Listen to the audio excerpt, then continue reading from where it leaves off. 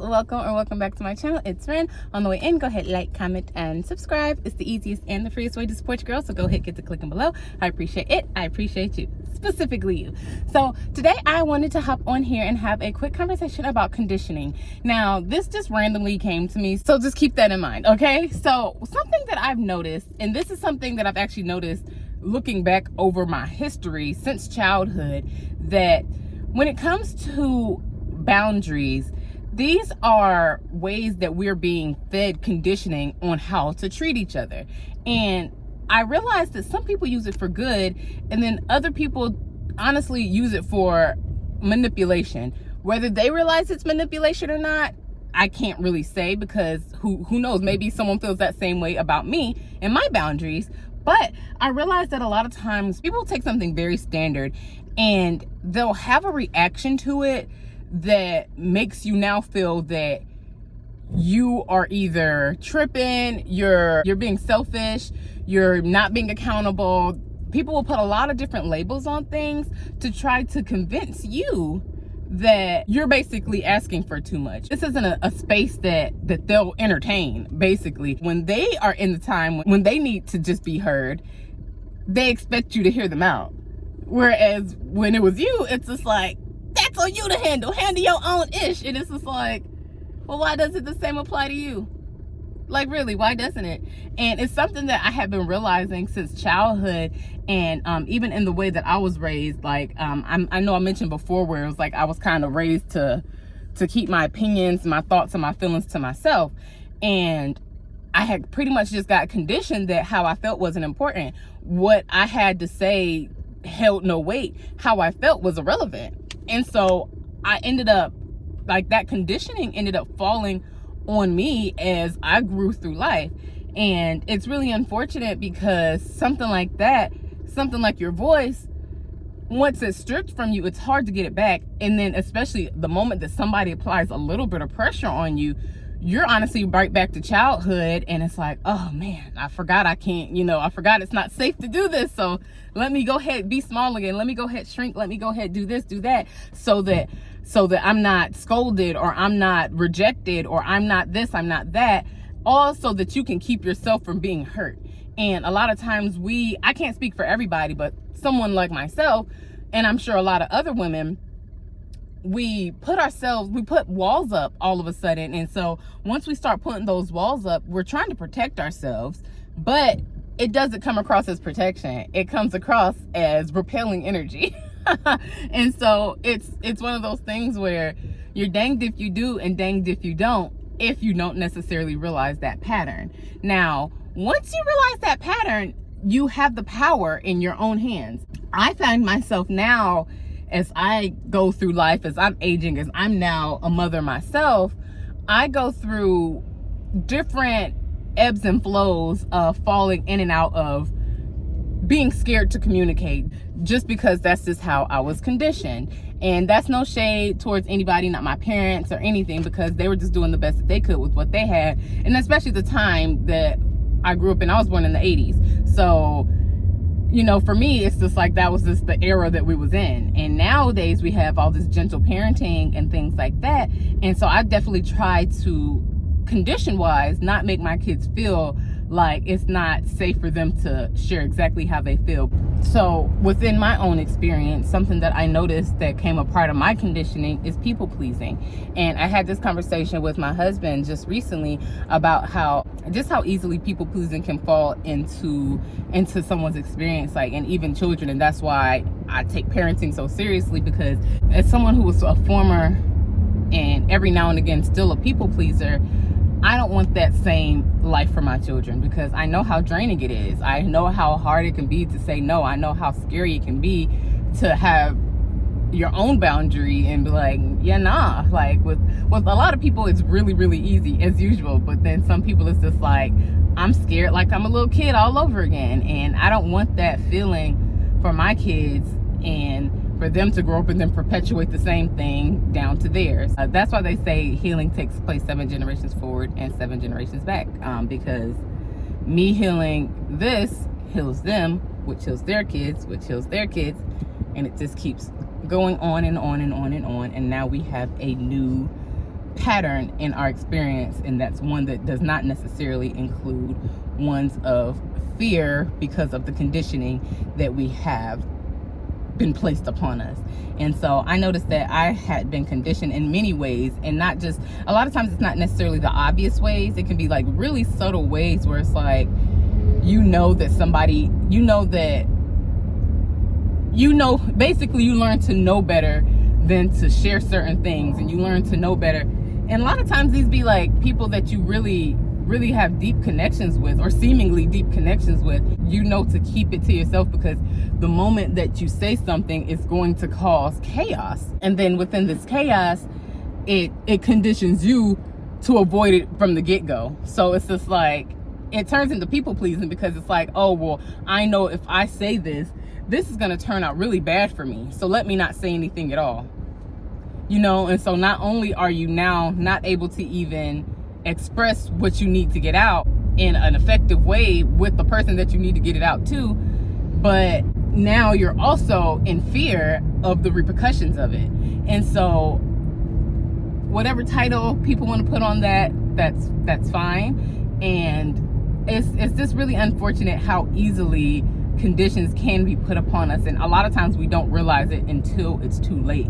Like it's not until we realize that we're considering like, oh, I know my feelings are hurt about this, but if I say something, I'm only going to feel worse. You don't realize that the conditioning has already taken place, and so now you're walking on eggshells because you don't want to get the wrath.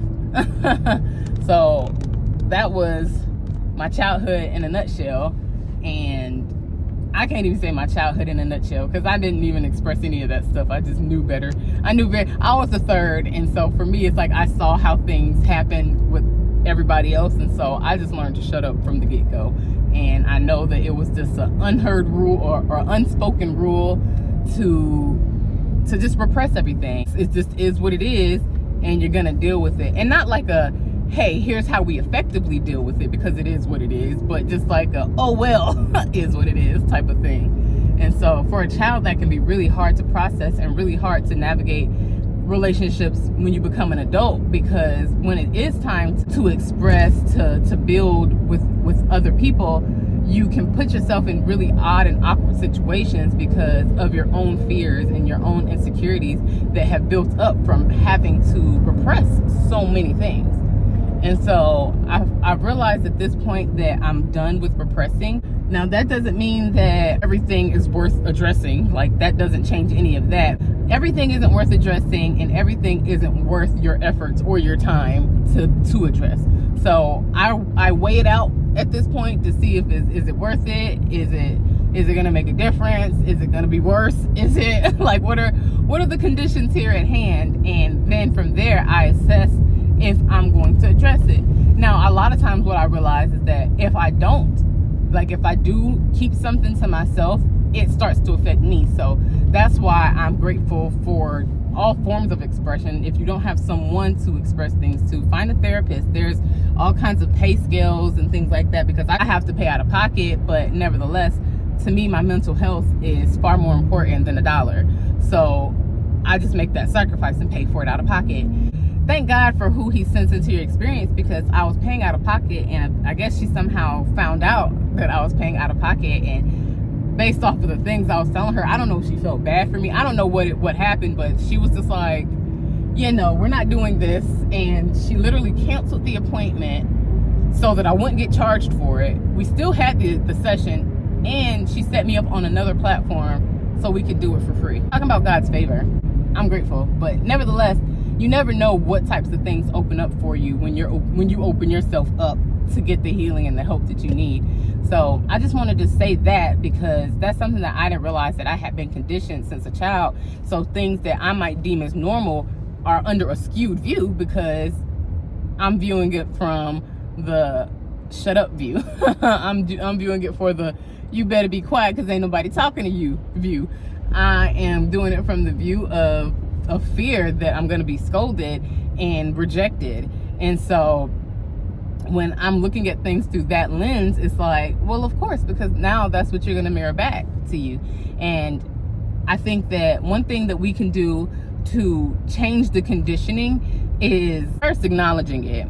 And then beyond acknowledging it, find out what our new story is, because we don't necessarily always need to go digging into the whys and the hows. If you so happen to know it, that's fine. But if you don't, honestly, the details doesn't matter. They don't. Like, everything is what it is and it all already happened. Now you need to ask yourself, what do I want it to be like next? How would I like to feel going forward? How would I like my experiences to take place as I continue on through life? And so literally write that down. Take that and write it down and journal about it. Literally process it and see what comes up when you really just pour your heart out as you write. Don't think too hard about it. Just let the pen flow. Whatever comes out, just write it down. And you'll start to kind of see a story that you are painting, or you'll start to see a story that you're writing, and it'll kind of give you the points that will gauge your navigation. And from there, that's when you start your messy action. So it might not always look good, it might not always feel good. You might end up ugly crying like I do from time to time. Whatever the case is. But your conditioning isn't an end-all be-all. I think if it wasn't yesterday's video, it was the video before that, I was saying how you are not a tree and how everything, like, you can change anything at any given moment. And so the choice is always yours on how you want to think about things, how you want to feel about things, and how you let things manifest into your experience. Because you might not like the thought that popped up in your head, but the thought after that is your responsibility. That one is on you. You can't help what happens to you, but you can help what happens next. You can't help, how you feel about something, but you can lovingly allow yourself to feel and let it go. All these things are on you to make happen in your life. They're never on anybody else, ever. And even though someone else could very easily make these things simple for you, that's not their job and it's not their responsibility. And a lot of times that's a hard pill to swallow. Don't let yourself fool yourself into thinking that you can't do anything about a situation. Regardless of the conditioning that you have, regardless of the situation that you're currently in, regardless of any of those things, at any given moment you can choose to make a change and be a different person, have a different experience, and allow yourself to enjoy life as it unfolds around you, because that's what's going to happen anyway. Find out what your next steps are by that journal prompt that I just gave you, and really paint out what it's going to look like for you. Visualize what that looks like in real action, like imagine like a real scenario going on, and imagine how it will flow if this was your new reality, the version that you just wrote down. See what comes up from that, and then start building your game plan. Start making it happen here and there. Every single day, add a little tidbit and push it forward, and allow yourself to grow from there. So our conditioning, we can't necessarily help, but what we do from there is definitely our responsibility. Now, if you want to hop into your own inner work journey, or if you're already in it and just want to get a little booster, go ahead and check out my description box below. You can check out my free Goddess Glow Up Guide. It's a self-enchantment workbook full of journal prompts and activities that'll boost your self-love. And so we all know that self-love is the basis of everything that we do these days. So go ahead, check that out. And if you want to even deeper dive, check out my passion pages. That one includes embodiment activations, and it'll deep dive you into your next biggest transformation. If you forgot on the way in, it's okay, I forgive you. But go ahead and handle that on the way out. Like, comment, and subscribe, because it's the easiest and the freest way to support your girl. So go ahead and handle that for me. I appreciate you. You, specifically you. As you already know, go ahead and give me that hand. We got things to do. Let's go.